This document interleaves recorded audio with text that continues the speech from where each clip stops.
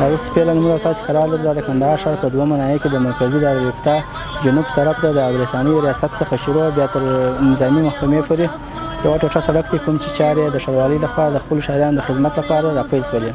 د یاد سړک چارې به د نړیوالو معیارونو په نظر کې نیولو سره ډېر ژر د خپلو ښاریانو د خدمت لپاره د کندهار ښاروالۍ لخوا جوړ شي. نوموړی سړک چې د څو کلونو راهیسې د کندهار ښار د ترافیک پر مخ بند و، اوس پیله د ښاروالۍ لخوا د ترافیک پر مخ پرانیستل شو.